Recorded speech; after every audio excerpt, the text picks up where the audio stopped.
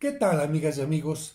Bienvenidos a esta segunda sesión, a esta segunda charla de los ejercicios o pláticas cuaresmales que, de alguna manera, intentan ayudarte a recordar los momentos más importantes de la historia de la salvación, es decir, aquellos acontecimientos que Dios fue preparando para la llegada de su Hijo Jesucristo al mundo, la llegada del Mesías. Recuerden que se llaman ejercicios espirituales porque o ejercicios cuaresmales, porque es una manera de ejercitar nuestra mente, nuestro espíritu, para tratar de que tengamos un acercamiento mayor a Dios y sobre todo una mejor conversión. En la sesión pasada les mencionaba y siempre se los recuerdo que estoy en una oficina. La oficina de mi parroquia no es un estudio profesional, por lo tanto, si de repente entra el ladrido de un perro, el maullido de un gato, una ambulancia que pasa o suena el teléfono de la oficina lateral, bueno, no nos distraemos y continuamos adelante. En la sesión pasada estuvimos hablando de cómo Dios fue preparando este pueblo de Israel a través de Abraham, un hombre que no cree en muchos dioses, sino que cree en un solo Dios, y precisamente Dios lo acepta como el primer hombre con el que se va a formar el pueblo de Israel, le concede un hijo y Abraham va a tener una descendencia, Abraham, Isaac, Jacob, y estos descendientes de Jacob van a llegar a Egipto buscando alimentos en un tiempo de escasez, de hambruna, y van a permanecer en ese lugar durante un gran tiempo. Sin embargo, las circunstancias van cambiando porque llega al poder un nuevo faraón que considera que si los judíos se van multiplicando y se han multiplicado mucho, podrían rebelarse, es mejor ponerles un límite. Y este faraón ordena que todo niño judío que nazca sea ahogado en el río. Afortunadamente, un niño llamado Moisés es salvado de las aguas, de hecho significa esto su nombre, salvado de las aguas, y este niño va a crecer precisamente en un ambiente en que puede tener información de cómo se manejan las armas, cómo se puede acercar uno al faraón, cuáles son las estrategias del faraón. ¿Por qué? Porque este niño crece precisamente ahí, en palacio, escuchando el idioma del faraón, escuchando las reglas, normas, inquietudes del faraón, y esto le va a permitir, cuando llegue el momento, poderse enfrentar al faraón para hacer que el pueblo de Israel salga adelante. Así que vamos a recordar lo siguiente. Simplemente para que se ubiquen, a Moisés lo podemos ubicar hacia el año 1400 antes de Cristo. Es una forma general de ubicarlo. Recordamos que José, el soñador, ayudó a que su padre Jacob o Israel y sus hermanos llegaran a Egipto, donde vivieron tranquilamente, como les he dicho, hasta que viene un faraón que va a esclavizar al pueblo hebreo. Para que hubiera un liberador, era necesario que este libertador supiera cómo guiar a un pueblo, que tuviera diversos conocimientos, y para ello era necesario que fuera educado y criado en una casa importante y mucho mejor si era en palacio. Por eso Moisés es recogido de las aguas y crece en palacio. Más adelante nos dice el libro del Éxodo, que es el que nos muestra todos estos acontecimientos que te voy a narrar el día de hoy. El libro del Éxodo nos muestra que en una ocasión Moisés ve una batalla y para una lucha entre dos personas, y para salvar a una de estas dos personas, lamentablemente mata a una persona. Descubre que es hebreo y que su pueblo es maltratado. Pero por defender a un hebreo, mata a una persona y tiene que salir huyendo. Y en su huida, además de encontrarse con la que será su esposa, se encuentra con Dios en la montaña. Así que la infancia de Moisés sucede en palacio. Moisés se va a dar cuenta más adelante que es hebreo, pero por asesinar a una persona va a tener que salir huyendo porque sabe que si el faraón lo atrapa puede irle muy mal. Parece que la historia de Moisés es terrible, es mala, es negativa, Sin embargo, recuerden que Dios siempre escribe derecho sobre renglones torcidos. Cuando parece que la historia va por mal camino, es cuando Dios dice no. Yo le voy a dar un sentido a esta historia porque gracias a que Moisés huye al desierto, ahí es donde se va a encontrar con Dios. Gracias a que Moisés huye al desierto, ahí es donde se va a encontrar con su esposa y ahí es donde va a recibir la misión de convertirse en libertador del pueblo. En cierta ocasión, así nos narra el Éxodo, cuando está Moisés cuidando a las ovejas, ve que en la parte alta de la montaña hay algo así como fuego, como que se está quemando la montaña, y esto le ocasiona curiosidad. Y para acercarse al lugar, va ascendiendo poco a poco a la montaña y llega a un punto en donde escucha una voz que le dice: Moisés, quítate las sandalias porque el lugar que estás pisando es santo. El lugar que estás pisando es un lugar donde Dios está presente. Curiosamente, esta es la razón por la cual los musulmanes, cuando entran a sus lugares sagrados, se descalzan para indicar: si Dios está aquí presente, yo tengo que tener una actitud de respeto, cosa que no siempre los católicos tenemos o tienen algunos, porque mucha gente entra a la iglesia como si fuera un centro comercial, como si fuera, no sé, cualquier lugar, masticando chicle, comiendo elote, platicando con el celular, no tomando en cuenta que si voy a encontrarme con Dios, tengo que prepararme, tengo que descalzarme, tengo que descubrirme, quitarme todo aquello que me impide encontrarme con Dios. Moisés se descalza y en ese momento Dios le dice que él quiere liberar a su pueblo. Pero Moisés le hace una pregunta muy importante: ¿cuál de todos los dioses eres? Porque aunque Moisés era hebreo, era descendiente de Abraham, en Egipto ya se había contaminado la mente de todos los hebreos. ¿Por qué? Se les había olvidado que existía un solo Dios y estaban acostumbrados a que existía el dios Sobek con cara de cocodrilo, la diosa Taweret con cara de hipopótamo, la diosa Baste con cara de gato, el dios Osiris, el dios esto, aquello. Y por eso Moisés le pregunta: ¿cuál de todos los dioses eres? Y Dios le contesta maravillosamente. Le dice: yo soy el que soy. Es decir, solamente existe un Dios, no hay más. El único Dios que es yo soy es el Dios que te manda. Si le hubiera dado Dios un nombre a Moisés, significaría que sería uno más de entre los demás. Porque los nombres, ¿para qué sirven? Si en un lugar alguien se llama Paquito, Miguel, Rogelio, Nicandro, Hipólito, Samuel, es porque hay muchos niños. Pero si en un lugar solamente hay un niño, no tendría por qué llevar un nombre. Ese es el niño que existe y se acabó. Por eso Dios le dice a Moisés: yo soy, te envía. Vamos a darnos cuenta que lamentablemente cuando Moisés va con el faraón y le dice: deja salir a mi pueblo, te lo ordena Dios, y el faraón dice: ¿cómo voy a dejar salir a mis esclavos? Estás loco, Moisés. Además, si tú tienes un Dios, yo tengo muchos, no lo voy a dejar salir. Y entonces Dios, para mostrar el poder ante el faraón, va a hacer que aparezcan varias plagas para que el faraón vaya entendiendo que el único y verdadero Dios le está pidiendo que libere a su pueblo.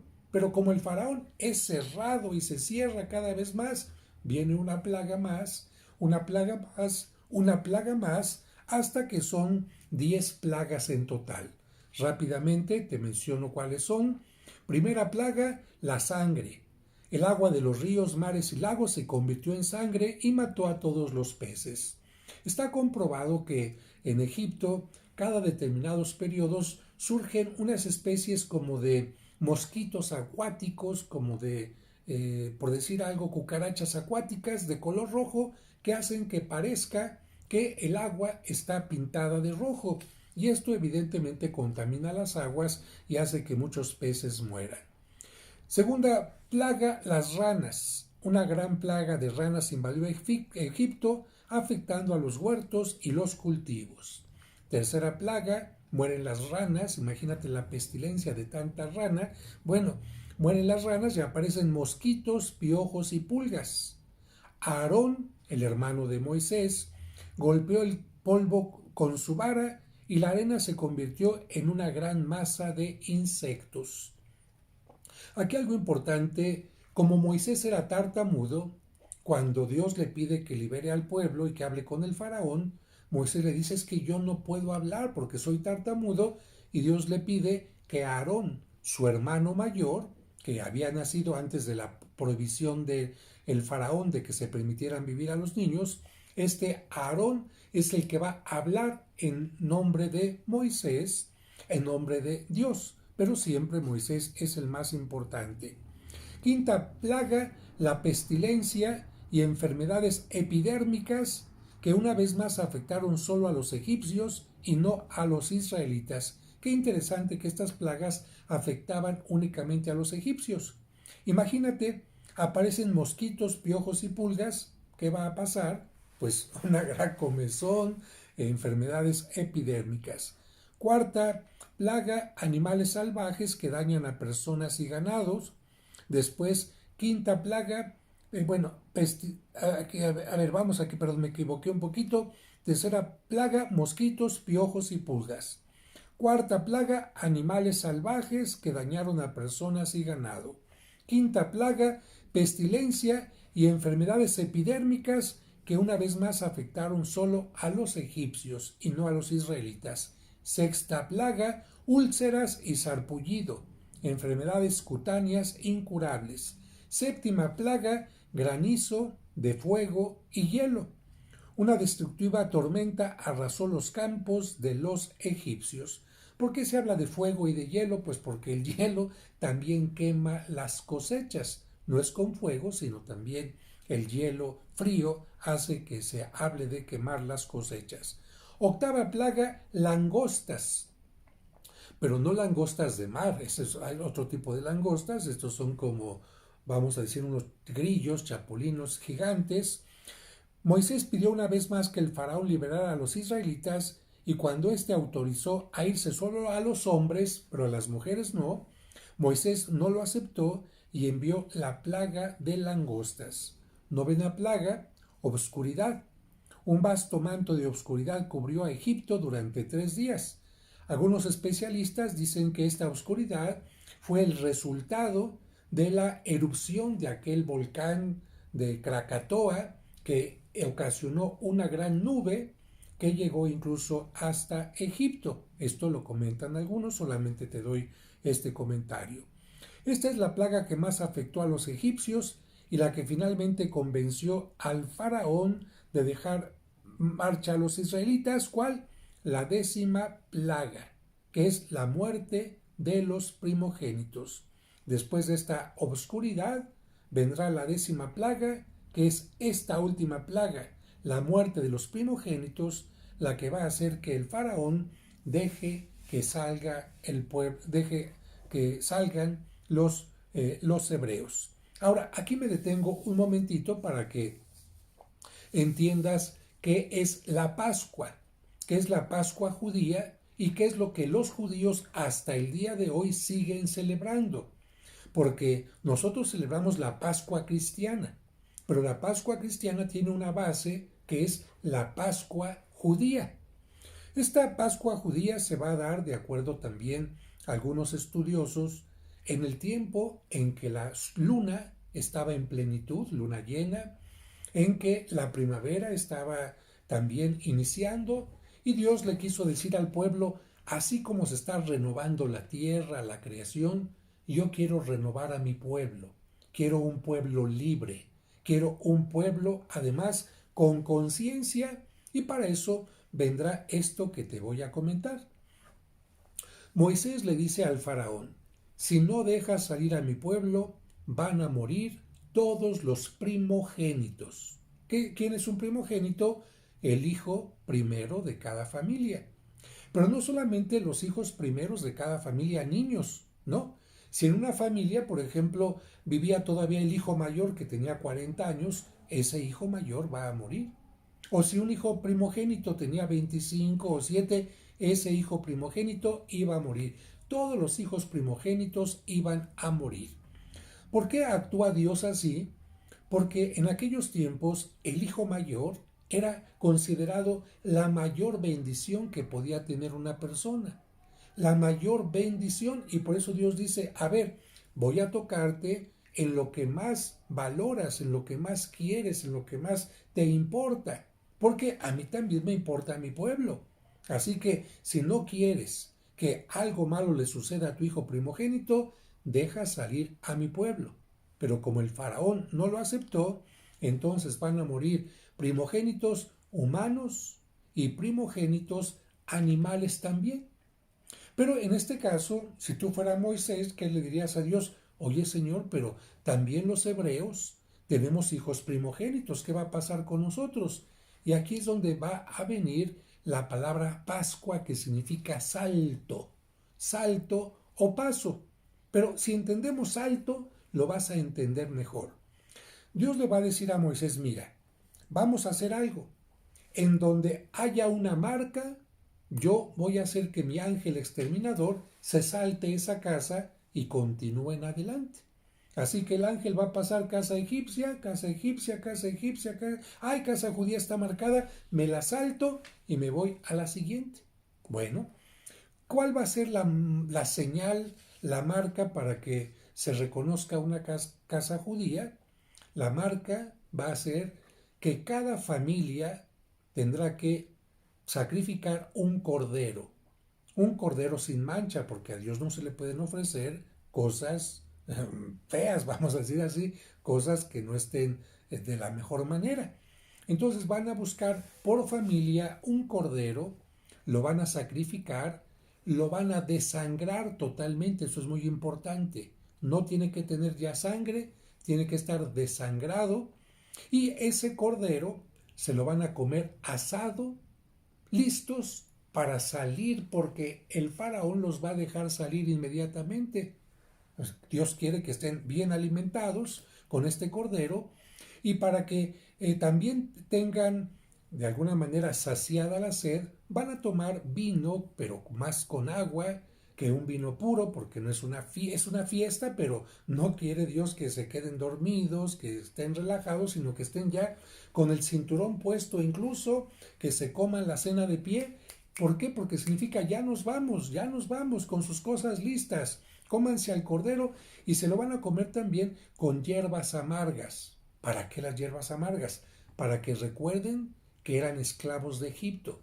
Esta hierba amarga significa, bueno, la amargura de tu esclavitud, para que no se te olvide quién te está sacando de la esclavitud. Y te vas a comer también esto con un pan. Ay, pero el pan, si tú eres cocinero, cocinera, has hecho alguna vez algún pan, sabes que el pan para que se ponga bonito, esponjado, ¿qué necesita?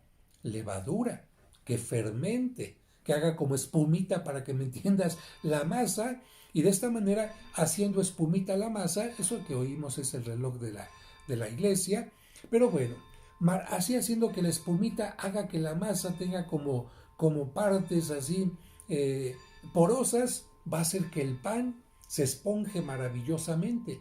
Pero que si no da tiempo para que se esponje la masa, porque en aquel tiempo no había Royal, este polvito que rápidamente hace que la masa se fermente, en aquel tiempo había que utilizar una levadura que tardaba varias horas para fermentar el pan. Y como no hay tiempo para que se fermente el pan, ¿cómo hay que comerse el pan? Sin levadura. ¿Y cómo se le llama a un pan sin levadura? Se le llama pan ácimo. ¿Y cómo es un pan ácimo? Pues todo plano. ¿Por qué? Pues precisamente porque no se esponja. Por eso las hostias son un pan ácimo. Es pan sin levadura. Si las hostias tuvieran levadura, pues serían un pancito que se pone así gordito, como colchoncito, pero no. Un pan ácimo es muy duro. ¿Por qué? Porque no está fermentado. Así que, ¿cuál era el menú de la cena de la Pascua judía? El cordero asado, las hierbas amargas, el pan sin levadura y el vino, si se tomaba especialmente mezclado con agua, y todo esto se lo tenían que comer de pie, ya listos para salir. Ah, pero aquí viene la parte importante, la marca. La marca se tenía que hacer con la sangre del cordero que se había sacrificado. Esta sangre se tenía que colocar en la puerta, en las jambas, en el dintel de la puerta, y donde hubiera esta marca de sangre que iba a pasar el salto, la Pascua.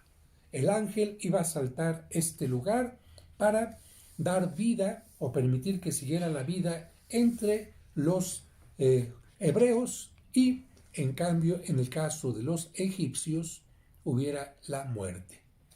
Cuando el faraón empieza a darse cuenta que no solamente en el pueblo, sino en su propia casa, entre los más cercanos, van muriendo los primogénitos, se da cuenta del poder de Dios. Y en ese momento precisamente ordena que el pueblo salga, pensando que si permite que el pueblo salga, ¿qué es lo que va a pasar? Los hijos van a volver a vivir, pero no. La muerte había tocado a los primogénitos y ya no volvieron a vivir.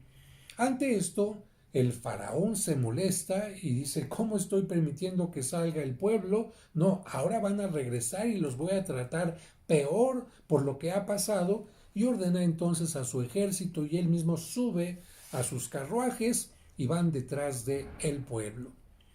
Mientras van detrás del pueblo, para que el pueblo se sienta protegido, Dios hace que aparezca una columna de fuego, un torbellino, distintos elementos para que haya como una separación entre el pueblo que va caminando y el ejército.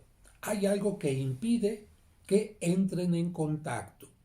Unos para que no se sientan amenazados y los otros pues para que no vean al pueblo al que tienen que ir atacando. Sin embargo, ambos siguen avanzando. Te repito, todo esto es en un tiempo de luna llena de primavera. Y finalmente, cuando el pueblo de Israel va llegando al Mar Rojo, ¿ahí qué es lo que pueden hacer? Está el mar, está la tierra, está el mar, y del otro lado del mar está otra vez tierra firme. Y ellos ven cómo se va acercando el ejército, y ante este miedo, Moisés clama a Dios y dice, ¿qué hacemos, Señor? Y como ha hecho Dios mostrando su poder a través del báculo, a través del bastón de Moisés, que en aquel tiempo significaba ser el jefe, ser el líder, Dios va a hacer que cuando Moisés mete el agua, el báculo, el bastón, la vara en el mar empieza a tener un descendimiento increíble. Es difícil que haya pasado como se ve en algunas películas con efectos especiales, que las aguas se abren y se separan. Sin embargo, los estudiosos también de los fenómenos naturales y particularmente de la zona de Egipto mencionan que hay épocas especiales del año donde hay determinados vientos que hacen que la marea baje. Y esto hace que cuando la marea se va retirando, la gente pueda pasar a pie seco por aquel lugar hasta la siguiente parte. Esto, por ejemplo, sucede también en un lugar que se llama, allá en el norte de Francia, que se llama Monte San Miguel, Mont Saint-Michel. Mont Saint-Michel es como una especie de islita, que digo islita porque hay épocas donde está rodeado de agua, pero hay épocas donde toda el agua se retira y la gente puede llegar a ese monte caminando. Hay que tener cuidado para que no vaya a estar uno caminando en ese momento cuando el mar regrese, pero lo que te quiero decir es que hay momentos en determinadas partes del mundo donde el agua se puede retirar durante un momento y después, quizás al amanecer, quizás al anochecer, puede haber variantes de estas subidas y bajadas de marea. Lo importante es que el pueblo pasa hacia el otro lado del mar, y cuando el ejército del faraón quiere entrar para pasar hacia el otro lado, la marea empieza a regresar a su lugar, y tú sabes que cuando el agua entra en contacto con la arena, pues la gente puede sumir sus pies, se queda atorada, se sumerge un poquito más y de esta manera quedan atrapados los ejércitos, el ejército del faraón, los carruajes del faraón. Algo importante también que tengo que comentarte es que la arqueología ha encontrado en esta zona donde se supone que fue el paso del pueblo hebreo hacia la libertad, han encontrado elementos del ejército egipcio, ruedas de carruajes, armas, etc. Esto nos puede dar un poco más de luz a ver si esto fue simplemente algo real o simplemente se trata de una enseñanza bíblica.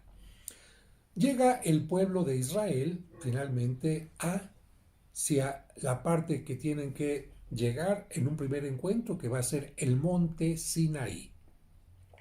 Hay que recordar que Dios también se manifiesta en lo alto de las montañas generalmente para indicar que el hombre tiene que hacer su parte, subir, y él hace su parte, descender. Por eso en la Biblia generalmente el encuentro de Dios con la humanidad se da en montañas. Lo recuerdo constantemente donde iba a sacrificar Abraham a su hijo Isaac, en el monte de Jerusalén, en donde se aparece Dios a Moisés en un monte, en donde le habla Dios a Elías en un monte, en donde se transfigura a Cristo en un monte, en donde enseña las bienaventuranzas en un monte, en donde muere Cristo en el monte Calvario, etc. Así que es importante este simbolismo en la Biblia de las montañas. Ahí en las montañas, en esta montaña, va a subir Moisés y Dios le va a hacer que esté un tiempo arriba para irle entregando los mandamientos, lo que conocemos como el decálogo, que significan las 10 palabras, las 10 enseñanzas, los 10 mandamientos que Dios le quiere dar al pueblo. Mientras Moisés está arriba hablando con Dios, por supuesto descalzo, el pueblo acá, desesperado, fíjate nada más cómo a veces somos las personas, desesperado porque Moisés no baja, empiezan a hacer un ídolo, empiezan a hacer un animal de oro, con las prendas que llevaban, las derriten, las funden y hacen un ídolo, para que te des cuenta qué pueblo de cabeza dura. Los acaba de sacar Dios a la libertad y este pueblo sigue todavía con su contaminación, con su mente contaminada, creando ídolos como los que había visto en Egipto. En Egipto casi todos los dioses tenían una parte animal, aunque algunos tenían una cabeza humana, toda la otra parte era animal, como el dios Apis, que tenía forma de buey, como el dios Obé con cara de cocodrilo, la diosa Bastet con cara de gato, la diosa Tahueret con cara de hipopótamo, la diosa Vaca, la diosa Hathor, en fin. Entonces se les ocurre hacer un ídolo. Y por supuesto cuando baja Moisés queda muy molesto y rompe las tablas como diciendo, ¿de qué sirve que yo les traiga esta ley si ustedes están cerrados a este tipo de cosas? Más adelante Dios le va a decir, ten calma, y le da nuevamente unas tablas para que se las lleve al pueblo. Pero ¿qué significa esto? ¿Por qué antes de llevarlos a la tierra prometida, Dios les entrega este mandamiento? Estos mandamientos, mira, por lo siguiente, porque la libertad, que es un don maravilloso, pero también implica un compromiso, la libertad sin conciencia, la libertad sin responsabilidad, la libertad sin sabiduría, se puede convertir en una maldición. Imagínate un muchacho que sin conciencia, sin sabiduría, tiene la libertad de subirse a un auto alcoholizado, de subirse a un auto el drogado, de subirse a un auto y pisarle el acelerador hasta 300 kilómetros por hora en un lugar donde hay peatones, donde hay una escuela para niños, etc. O imagínate una persona con libertad, pero que no sabe el valor de las cosas, cuando un día descubre la caja fuerte de los papás abierta y entonces le ocurre sacar el dinero que se le pega la gana para hacer una fiesta o para irse de parranda. la libertad sin responsabilidad y conciencia es algo muy delicado. Por eso, si tú eres papá o mamá, estoy seguro que tú no le das a tus hijos la libertad cuando no tienen la responsabilidad. Les das a tus hijos la llave de la casa cuando no son responsables. Les das a tus hijos la clave de tu NIP, de tu tarjeta, cuando no son responsables. Yo creo que no. O si tú eres jefe de alguna empresa, le das a tu empleado la libertad sin ninguna responsabilidad. Claro que no. Por eso Dios dice, antes de darte la tierra prometida, tienes que aprender a tener estas leyes en tu mente y después en tu corazón. Grábatelas primero en tu mente y después velas pasando a tu corazón. Primero las tienes que tener aquí y después aceptarlas como algo tuyo, algo bueno para ti. Porque en estos mandamientos, si bien es cierto que el primero indica, a ver, ¿por qué tienes que cumplir estas leyes? Porque hay un Dios que busca lo mejor para ti. Porque hay un Dios que quiere que tengas lo mejor. Así que si tienes que creer en este Dios que busca lo mejor para ti, cree también que estos mandamientos son buenos para ti.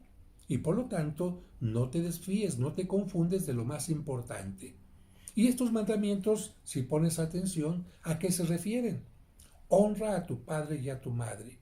Ah, caray, es que en Egipto los hijos, ante tanta esclavitud, donde convivía la gente mezclada, donde había hacinamiento, no había respeto hacia los padres, no había respeto entre los hermanos. No robes, en Egipto se robaban entre uno y otro hebreo. No calumnies, no levantes falsos testimonios, con tal de obtener algún beneficio. Entre los hebreos se levantaban falsos testimonios, se quitaban a la esposa, se mentían, en fin, todos estos mandamientos que tenemos hasta el día de hoy, ¿en favor de quién eran? En favor del pueblo, en favor de cada uno de los hebreos. Respeta tu cuerpo, respeta tu familia, respeta la verdad, respeta el buen honor de las personas, respeta la pareja. Fíjate, estos son elementos básicos que ahora en cualquier cultura, en cualquier civilización, los cumplen. Así que Dios quiere que el pueblo tenga primero en su mente y en su corazón estas leyes. Y después Dios permitió que las tablas se hayan perdido porque en un momento determinado, cuando iba a ser destruido Jerusalén, aquellas tablas desaparecieron. Algunos dicen que se encuentran en Egipto, que fueron llevadas allá para esconderse cerca de la isla Elefantina, pero si no se encuentran estas tablas, lo importante es que ya están aquí y acá. Por eso Dios permitió que desaparecieran, porque lo que Dios quiere no es que estén escritas. ¿De qué sirven unas leyes escritas en una piedra, verdad? Unas tablas de piedra, si no están escritas aquí y aquí. Las leyes son para entenderse, para vivirse, para cumplirse. Ahora, vamos a este punto importante. La libertad sin conciencia no está completa. Pero como el pueblo era muy duro, como no fue fácil que el pueblo aceptara estas leyes y seguían todavía viviendo un poquito, luchando unos contra otros, Dios les vuelve a insistir una y otra vez a través de Moisés que cumplan con estas normas. Y algo importante que tengo que decirte es que antes de que los hebreos llegaran al Sinaí, no podemos decir que eran realmente un pueblo. Eran una aglomeración de personas con un mismo ascendente. Todos eran descendientes de Abraham, de Isaac, de Jacob. Es cierto, eran descendientes de la misma sangre, si tú quieres, pero no tenían conciencia de pueblo.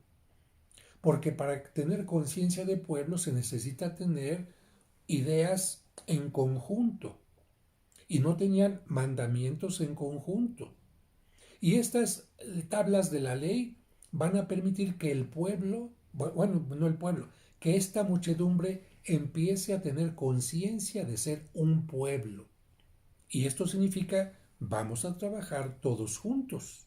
Vamos a caminar por el desierto todos juntos. Nada de que yo me voy por mi lado, yo no me llevo con fulanita de tal, yo me voy con perenganita de tal. No, Dios va a hacer que poco a poco vayan teniendo conciencia de pueblo para que luchen juntos por su bienestar y por su bien.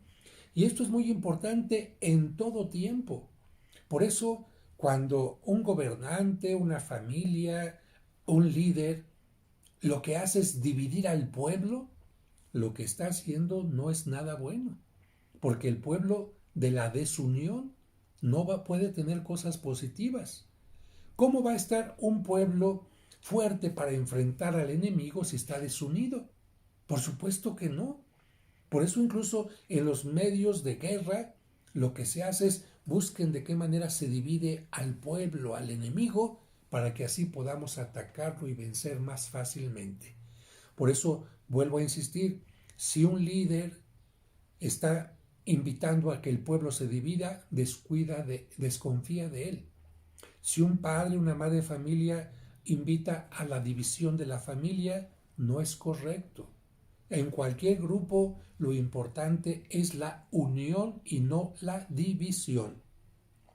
Poco a poco el pueblo va a ir teniendo esta conciencia, pero de repente hay personas en este pueblo que van a empezar a estar moleste y moleste a Moisés y estarse rebelando contra Dios, porque por supuesto el desierto implica ciertas situaciones de límite. Por ejemplo, no hay el agua que uno quisiera, no están los alimentos que uno quisiera. Es decir, hay cosas de este tipo, pero ¿qué? Se está teniendo la libertad. Fíjense, a mí me tocó visitar uno de estos países europeos después de que habían pasado por esta etapa lamentable de comunismo. Y en una ocasión estaba platicando con una persona y me decía, mire padre, la verdad, aunque en este momento estamos viviendo situaciones muy limitantes, es preferible tener incluso a veces no lo necesario para comer que la esclavitud, que la falta de libertad que teníamos antes. Fíjense, esta persona valoraba lo que era la libertad. Y en cambio, gente del pueblo hebreo no valoraba la libertad, como que les importaba más medio comer bien allá en Egipto, aunque los maltrataran, aunque los trataran mal, a tener la libertad completa. Y en una de estas circunstancias va a haber un momento de rebelión de esta manera. El pueblo empieza a hablar mal de Dios, el pueblo empieza a hablar más mal de Moisés, y Dios va a hacer que aparezcan unas serpientes y empiecen a morder a toda la población. Y cuando empieza a pasar esto, pues mucha gente empieza a morir. Moisés clama y le dice a Dios, Dios mío, perdónalos, ¿qué hacemos? Y fíjense bien, Dios le va a pedir a Moisés que haga una imagen. Y esto lo quiero resaltar porque algunas personas dicen, está prohibido hacer imágenes, eso lo prohíbe Dios. A ver, no. La prohibición de Dios no es hacer imágenes, sino confundir las imágenes como si fueran Dios. Ese es el problema. Es, por ejemplo, esto yo sé que es una obra artística hecha por algún pintor ortodoxo con la Virgen María, el Niño Jesús y San José, pero yo sé que esto es de madera. Yo sé que esto es hecho por manos humanas, una mano hermosísima que sabe pintar excelente, pero yo no creo que esta sea la Virgen María. Esta es la imagen de la Virgen María. La Virgen María está en la presencia de Dios. Yo cuando quiero hablar con la Virgen María, no pienso que esto que está aquí pintado me esté escuchando. No, yo cuando hablo con la Virgen María, a través de esta imagen puedo recordarla, pero cuando me dirijo a la Virgen María o a Cristo o a los santos, me dirijo hacia los únicos que son verdaderos, que están allá con Dios. Así que si yo hago una imagen, no estoy cometiendo ninguna cosa negativa. Lo negativo sería si yo creo que esta imagen es Dios, entonces estoy convirtiendo esta imagen en un ídolo. Y esto no es correcto. Convertir imágenes en ídolos no es correcto de ninguna manera. A eso se le llamaría precisamente idolatría. Aquí yo tengo varias imágenes, pero por ejemplo esta imagen de Cristo, yo no creo que sea el Cristo verdadero. El Cristo verdadero está en la presencia de Dios o está en la Eucaristía. Esta imagen me ayuda a recordar que Cristo murió por mí en la cruz y trato de que sea una imagen bella, digna, pero el problema no es hacer imágenes. El problema es creer que la imagen es Dios. Y por eso hay una gran diferencia entre adorar imágenes, que significa creo que esta imagen es Dios, o venerar imágenes, que significa a través de esta imagen yo adoro al único y verdadero Dios o venero a los santos. Bien, pero esto precisamente se puede sacar de este momento que te estoy mencionando. Si Dios le había dicho a Moisés en el Decálogo, en los 10 mandamientos, no adorarás imágenes, si fuera no harás imágenes, entonces la gente diría, ¿cómo que Dios le prohibió a Moisés hacer imágenes y ahora le está pidiendo que haga imágenes, que haga una serpiente? ¿Cómo es posible? No, precisamente porque Dios no está en contra de las imágenes, sino está en contra de que se adore a las imágenes. Ahora, incluso las imágenes pueden tener distintos simbolismos. ¿Por qué? Porque, a ver, si yo te pregunto, ¿qué significa una serpiente en el libro del Génesis?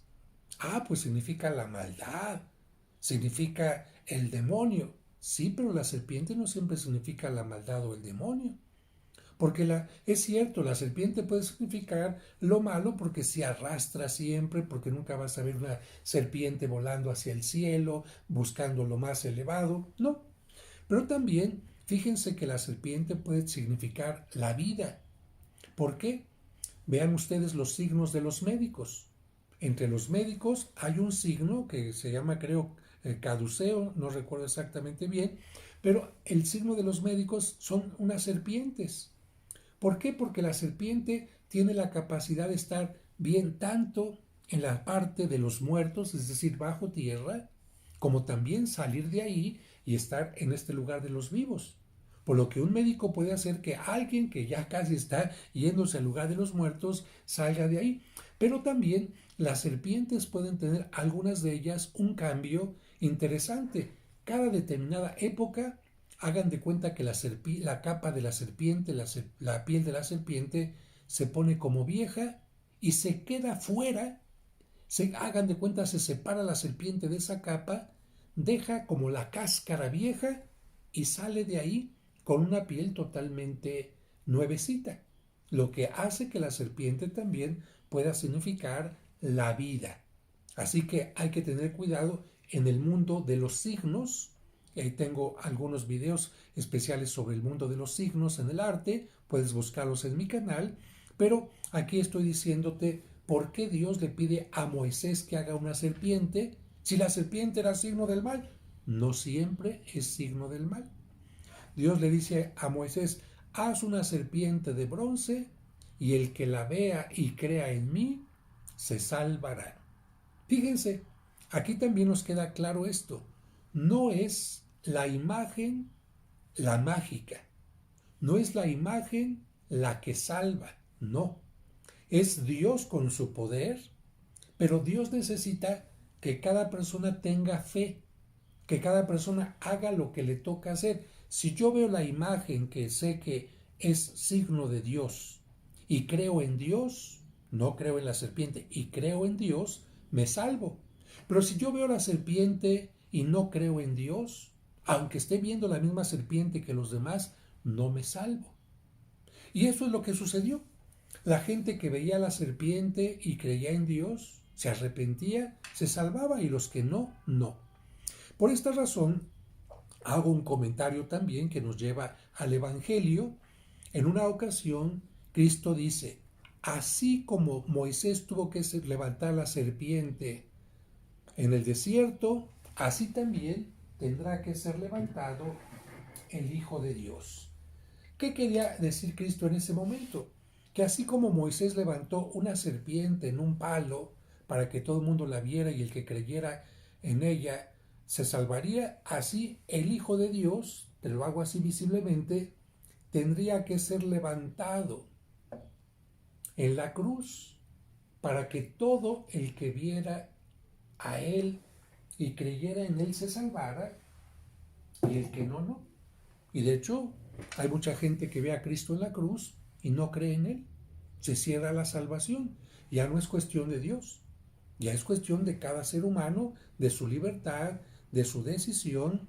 Y también esta frase puede significar que así como Moisés levantó la serpiente, así el Hijo de Dios va a ser levantado del sepulcro para resucitar. Pero vamos avanzando en este tema que es tan interesante. La mordedura de las serpientes vendrá también en el desierto, momentos de sed, y Moisés va a golpear una piedra y va a salir agua viva. Moisés va a hacer también que cuando el pueblo tenga hambre, caigan como pequeñas semillitas, vamos a llamarle así, que se encuentran en el desierto al amanecer y que al molerse se convierte en una especie de harina con la que se hace pan. Estas como semillitas hacen que la gente diga Manu, que significa ¿qué es? Y Dios les va a contestar, Moisés les va a contestar, es el pan del cielo.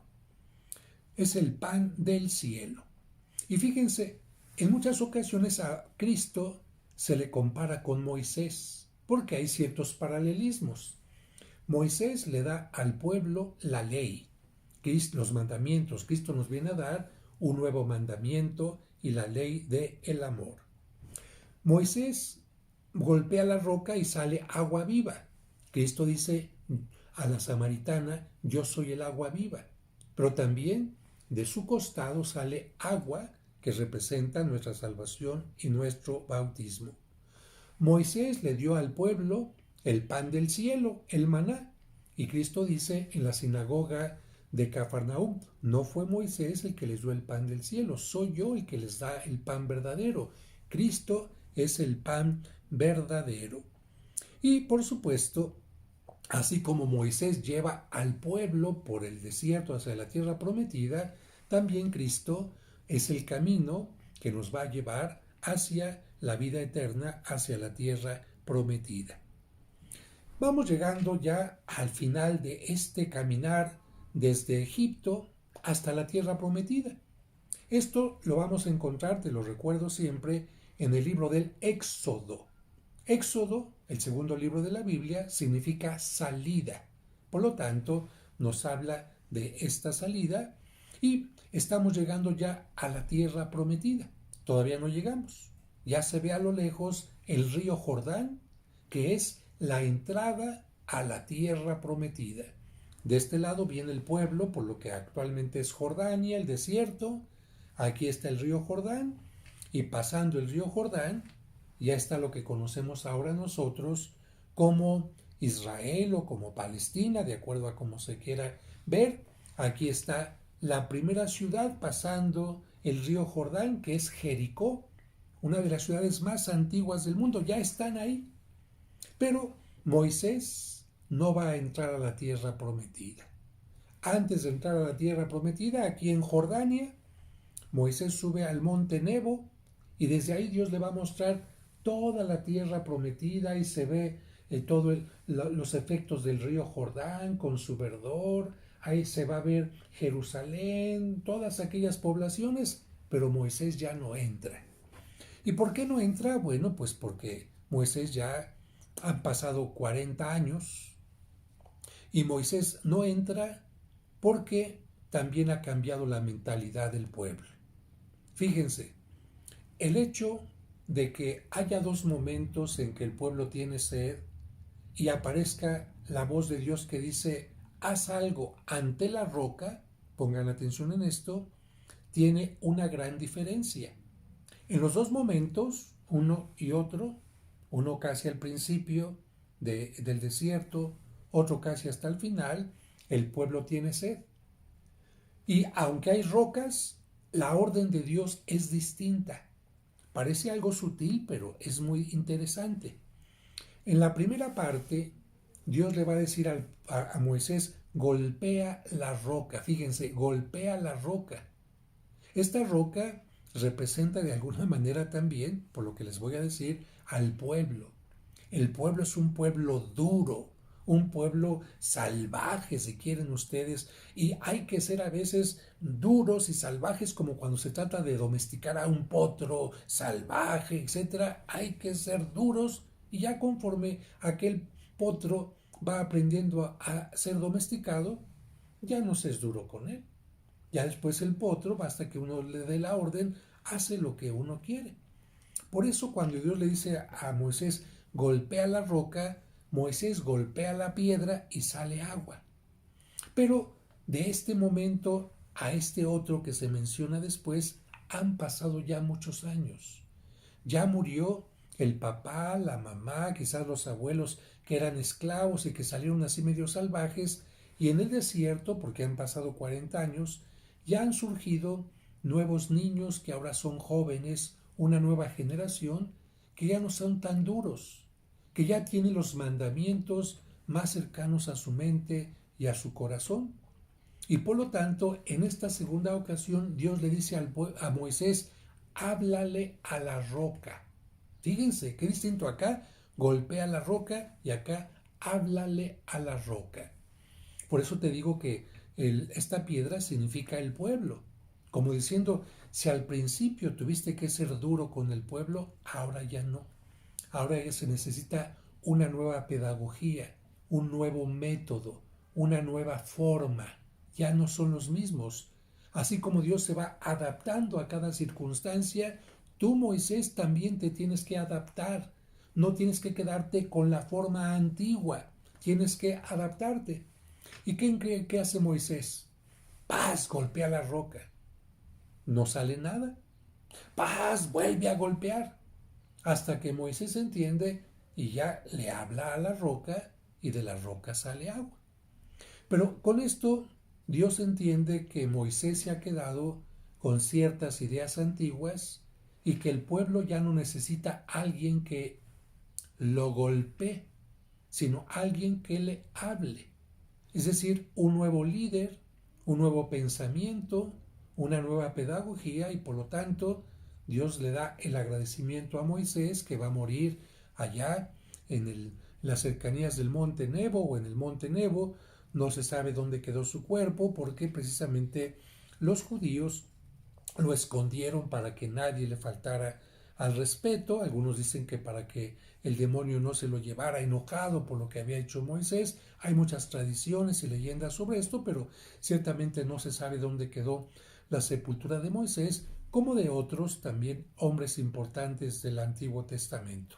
Y entonces, antes de terminar su existencia en este mundo, Dios va a pedirle a Moisés que deje su liderazgo a un nuevo joven, a una nueva persona, a un joven que va a ser Josué. Y con esto estaría terminando el libro del Éxodo para comenzar una historia nueva con Josué, que ya va a ser parte de esta historia que se conoce como la del libro de los jueces. El libro de los jueces que continuará la historia del libro del Éxodo y de la cual yo te voy a hablar más adelante. Solamente quiero concluir diciendo, ¿te acuerdas lo que es la Pascua judía? Sí, el salto, perfecto. ¿Esto cuándo se lleva a cabo? La primera luna llena de primavera, correcto. Este acontecimiento, que sería semejante a la independencia de un país, y celebramos nuestra independencia cada año exactamente el día en que sucedió, en México gritamos ¡Viva México! En septiembre, etc. Los judíos también, como una norma, como una ley, celebran su independencia, la independencia de Egipto, cuando salieron de Egipto, y a esto le llaman exactamente la Pascua, en la misma fecha en que se llevó a cabo, luna llena, tiempo de primavera. Por eso, como tiene que ver con la luna y con la primavera, esta fiesta puede ser movible. Y exactamente el día en que Cristo tenía que morir y resucitar, Dios quiso que correspondiera a la Pascua. ¿Para qué? Para que la muerte también, en el sepulcro de Cristo, se saltara de esta normatividad, porque todos los seres humanos morimos, y en ese lugar la muerte no venciera, sino que Cristo resucitara. Pero antes de que Cristo muriera, tuvo que celebrar la Pascua judía. La adelantó un día, en lugar de celebrarla el viernes, que era el día que se sacrificaba a los corderos, la adelantó un día para indicar que Él era el cordero. No se necesitaba un cordero sacrificado porque Él era el cordero que iba a ser sacrificado al día siguiente, el viernes en la cruz. Se iba a desangrar el viernes en la cruz. Y este cuerpo del cordero que iban a comer los apóstoles era Él presente en el pan y presente en el vino. Por eso, en la última cena, Cristo utiliza elementos de la Pascua judía. Va a utilizar el pan ácimo, va a utilizar las hierbas amargas, va a utilizar el vino mezclado con agua y va a utilizar sobre todo el cordero, pero Él va a ser el cordero. Por eso, la Pascua judía prepara la Pascua de Cristo. Y en el caso de la Pascua judía, celebramos el paso de la esclavitud a la libertad. En el caso de la Pascua cristiana, celebramos el paso de la muerte a la vida, del pecado a la gracia, y es exactamente lo que estaremos celebrando en la próxima Pascua de Resurrección, que podemos celebrar todavía mucho mejor cuando tenemos estos conocimientos a través de estas pláticas que tú y yo, que ustedes y yo estamos teniendo, y precisamente por esta razón, en la vigilia pascual vamos a recordar este momento y también el Jueves Santo de la Pascua judía. El Jueves Santo se recuerda el ritual de la Pascua judía y también en la vigilia pascual se recuerda el paso del Mar Rojo cuando Dios permitió que el pueblo tuviera la libertad. También ahí hubo un paso por el mar, y de esta manera podemos hablar también de la Pascua. Espero que esta plática les haya gustado, les haya ayudado a comprender mejor. Compártanla con las demás personas. Si algo no entendió, escúchenla varias veces para que le puedan sacar el mayor provecho, y recuerden darle like también para saber que les gustó. Que Dios les bendiga y hasta la siguiente charla.